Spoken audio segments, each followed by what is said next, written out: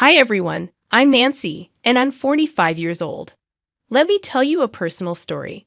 I met my ex-husband, Arthur, at work, and we hit it off right away.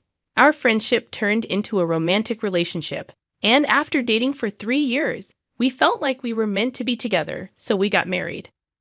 I've never been too keen on having kids, but Arthur always wanted a family.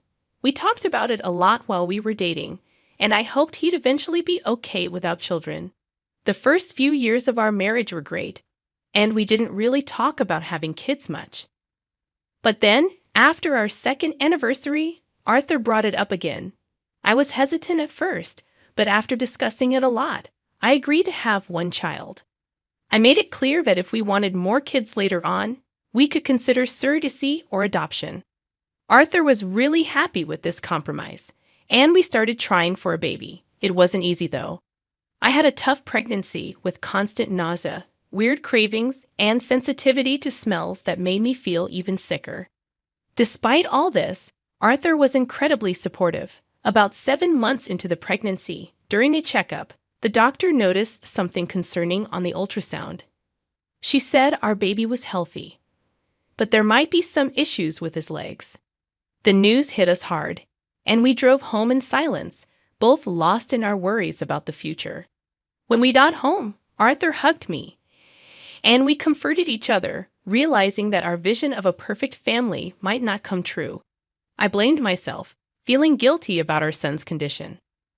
Arthur, however, firmly reassured me that I shouldn't blame myself for our situation. He reminded me that we were just facing a tough break of luck. Even though I hadn't initially wanted children, being pregnant changed my perspective. I started dreaming big for our son, imagining playing sports together, witnessing his first steps, and enjoying his playful antics. I longed for all the typical joys of parenthood. But now, faced with the reality of our son's potential disabilities, I felt like those dreams were being taken away from us. It seemed incredibly unfair, not just for us, but especially for our child. Arthur admitted that he never imagined parenting a child with disabilities, but he also pointed out that life is unpredictable, and we have to accept our circumstances. I was scared that having another child in the future might not be an option anymore. I believed we should focus solely on taking care of our son's needs, fearing that introducing another child later could lead to resentment. Arthur suggested we put off discussing expanding our family until after our son was born, giving us time to process everything. Still reeling from the news about our son's condition, Arthur's casual mention of having another child in the future unsettled me deeply. It felt insensitive given the challenges we were about to face. Despite my changed attitude towards him, Arthur didn't seem to notice or respond to it. 4 months later, our son Mason was born. Unfortunately, due to incomplete nerve development, Mason was paralyzed from the waist down. Despite this, my overwhelming emotions were relief and joy that he was otherwise healthy, with no additional complications.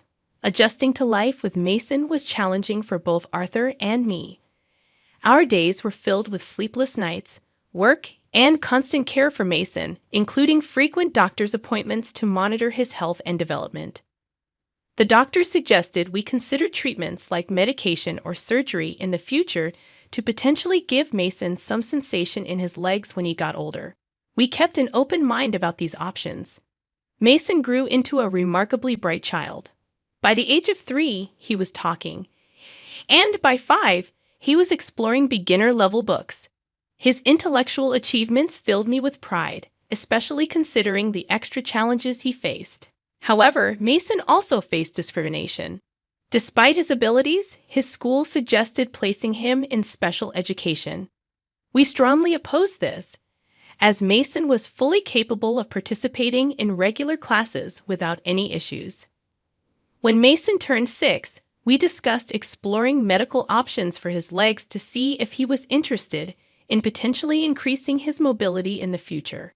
However, Mason expressed a deep love for his wheelchair and had no desire to change his situation. His contentment with himself was heartwarming, though I understood that his feelings might change over time. I was ready to support whatever decision Mason made in the future, whenever he was ready to reconsider. However, Arthur showed impatience with waiting for Mason to be ready to explore medical options. He acknowledged being pleased with Mason's acceptance of his condition, but expressed a desire to pursue all possible avenues to improve Mason's mobility sooner rather than later. This difference in perspective revealed the complex emotions and decisions we faced as parents navigating our son's journey with his disability. Arthur argued that we shouldn't simply accept Mason's condition when there were potential ways to improve his situation. He believed in exploring every possibility to enhance Mason's life. In contrast, I countered by emphasizing that Mason, despite his challenges, was already living his best life. He might not walk, but his intellect and talents shone brightly. My stance was about respecting Mason's autonomy and letting him guide us on if or when he wanted to pursue any treatments. Arthur raised the concern that waiting might mean missing a critical window for treatment during Mason's developmental years.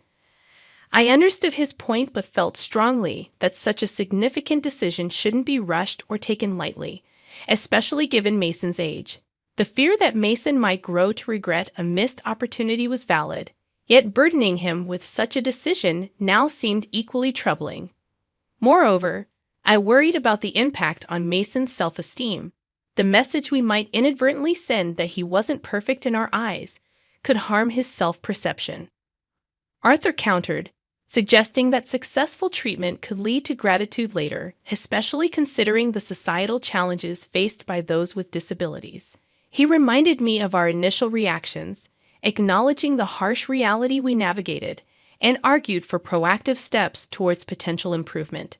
Admittedly, Arthur's arguments made sense, and amidst many discussions, we agreed to proceed with treatments. The following year and a half was a whirlwind of hospital visits marked by exhaustion and heartache. Each time Mason experienced pain, Arthur remained the steadier of us, consistently assuring me of our decision's merits. However, as time passed without significant improvement, my resolve waned. Finally, witnessing Mason's resilience and happiness despite the treatments, I advocated for a halt. I argued that Mason's contentment with his identity outweighed our pursuit of a solution that seemed increasingly elusive. Despite Arthur's attempts to persuade me otherwise, my conviction was firm. Mason's well-being, as he perceived it, was paramount, and our interventions, well-intentioned though they were, needed to be reassessed in light of his happiness and quality of life. Witnessing Mason endure so much pain became unbearable for me. As we navigated through the myriad of treatments and surgeries, I felt increasingly isolated in the caregiving role. It seemed Arthur had withdrawn his involvement, diminishing over time, leaving me to shoulder the majority of Mason's care. When we decided to cease Mason's treatment, Arthur expressed his disappointment quietly, but the matter seemed to settle without much further discussion.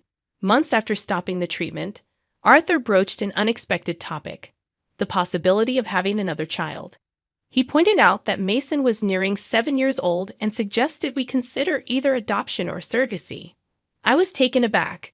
This was a path I had firmly closed, a decision made during a time of immense stress and focus on Mason's well-being. Arthur's suggestion felt out of touch with the reality of our situation, especially considering his recent detachment from our family life. Arthur's approach, seemingly casual about such a significant life decision, frustrated me. I couldn't help but respond with sharpness, driven by the stress of the past months and his lack of presence. His reaction was one of defensiveness, accusing me of expecting him to revolve his life solely around our son's disability. His words were hurtful, suggesting a disconnect in understanding the depth of love and commitment I held for Mason. The conversation escalated quickly, with Arthur insinuating that I harbored negative feelings toward our situation, a claim I found deeply offensive. My stance was clear: introducing another child into our family, given our current dynamics and the focused attention Mason needed, would not be responsible or fair to anyone involved. Arthur seemed resigned, attributing any future consequences to my decision. The statement left me bewildered and upset. At that moment, any desire to understand Arthur's perspective vanished. His consideration of expanding our family in light of our recent challenges and his diminished involvement struck me as incredibly misguided. The discussion ended in a stalemate, with a heavy air of unresolved tension and blame marking a significant turning point in our relationship and family dynamics. Initially, the idea of expanding our family was something I pondered deeply, especially in the early years after Mason was born. My research led me to countless stories where siblings felt neglected or overlooked due to the extra attention required by a brother or sister with disabilities. This wasn't necessarily anyone's fault. It's a natural outcome when one child needs more care. I couldn't bear the thought of bringing another child into our home only to possibly feel that they were second to Mason's needs. After expressing my concerns, Arthur withdrew from me entirely. I tried to give him space, hoping he just needed time to process our disagreement, but his silence stretched into weeks. Mason noticed the tension and questioned if we were fighting, to which I could only offer a gentle lie about a minor disagreement. Time passed. A month, then more, and still, I held onto the hope of reconciliation, continuously seeking any opportunity for dialogue. 4 months into this growing divide, I stumbled upon a devastating revelation. Arthur had been communicating with someone named Gloria, exchanging messages filled with affection and plans to meet again. Their conversations hinted at a future together away from me. This betrayal cut deep, far beyond the disagreement over expanding our family. It was a breach of trust I had never anticipated from him. The thought of confronting Arthur crossed my mind repeatedly, yet I chose a different path. It was clear I needed to prepare for what might come next, particularly for Mason's and my future. In the following 9 months, I found work as a scriptwriter. Though it wasn't a lucrative job, it provided us with some financial stability. This period wasn't just about earning. It was about laying the groundwork for a life that might soon change drastically, ensuring that regardless of Arthur's decisions, Mason and I would have a solid plan in place. I had been saving money in secret, preparing for a future that suddenly seemed inevitable. This fund was my safety net, a secret I kept from Arthur. Then the day I had dreaded arrived. Arthur walked into our home, not alone, but with a woman by his side. When I asked who she was, he coldly introduced her as Gloria, declaring she was there to replace me. His words were like a punch to the gut. He spoke of his misery not just recently, but over the past decade, describing our life together as a nightmare. The announcement that he intended to marry Gloria and start a new family the right way, this time was shocking enough. But his disregard for our son Mason and his responsibilities towards him was unbearable. Arthur callously revealed that Gloria was pregnant, implying their child would be normal in direct and cruel comparison to Mason. His lack of respect for our son, referring to him as anything less than, ignited a fury in me. Arthur's blame for our family's challenges on my reluctance to have more children and his insult towards Mason as a monster were beyond forgiveness. In a moment that seemed to strip away any remaining respect or love I had for Arthur, he demanded that we leave our home within a week, tossing divorce papers at me. The venom in his and Gloria's smirks as they looked at us was chilling, but it wasn't his betrayal that hurt the most. It was the disdain he showed towards Mason. Finding Mason in tears after having overheard everything broke my heart. I comforted him, assuring him that he was nothing like what Arthur had described. We retreated to our room, where I began to pack, determined to leave this toxic environment as soon as possible. After Arthur and Gloria left, it was just Mason and me. This moment marked a new beginning, one filled with challenges but also a resolve to protect my son and build a life where he felt valued and loved, far away from the cruelty that had just unfolded. After the confrontation with Arthur, I found solace in action, swiftly organizing Mason's belongings and securing the divorce papers. In those moments of turmoil, I reached out to my mother, who promptly arrived with my father to assist us. They enveloped us in support, helping us pack and welcoming us into their home. Amidst the chaos, a strange sense of relief washed over me, lifting the heavy burden of dread and uncertainty that had plagued me for months. With my parents' support, I hired a competent lawyer who helped me navigate the legal battle for alimony and child support. The verdict favored us, awarding substantial support for both Mason and me. Much to Arthur's displeasure, his reaction mattered little to me by then. My focus was on rebuilding our lives. The following years brought a mix of healing and new challenges. While I immersed myself in work and caregiving, Mason discovered a powerful outlet for his emotions and ambitions in Paralympic sports. By the age of 15, he had developed a keen interest in wheelchair racing, practicing with determination. Mason's aspirations transcended the financial implications of professional training and equipment. My immediate response was encouragement, promising to provide whatever he needed to pursue his dreams. This commitment sparked the beginning of Mason's journey toward becoming a national athlete. His dedication was palpable, and witnessing his commitment filled me with indescribable pride. As the national tournament approached, Mason's qualifications were impressive, easily securing his place in the competition. Our family celebrated his achievements and the upcoming event with a gathering that was as much a send-off party as it was an expression of our collective hopes and dreams for him. On the day of the tournament, the stadium came alive with the vibrant energy of competitors and supporters.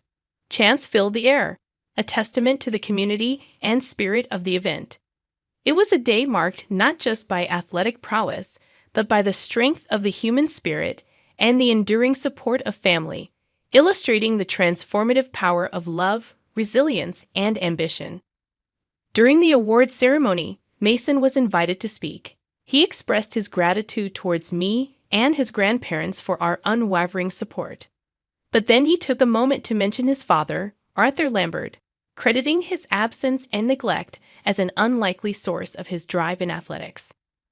This bold acknowledgement in front of the crowd and later echoed in newspaper headlines stirred a reaction from Arthur, who reached out after years of silence.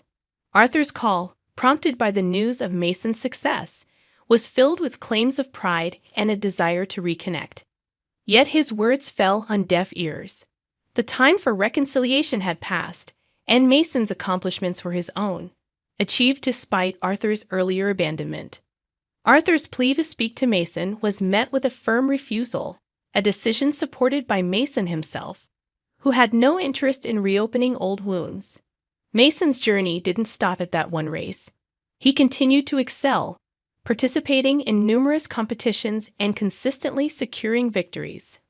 His story, marked by resilience and a refusal to be defined by his disability, resonated widely, offering inspiration and serving as a testament to his strength of character. This experience, shared in the public eye, carried a powerful message. Kindness and support can propel individuals to achieve greatness regardless of the challenges they face. Mason's success story is not just about athletic prowess. It's a narrative of overcoming adversity, the importance of family support, and the strength found in forgiveness and self-belief.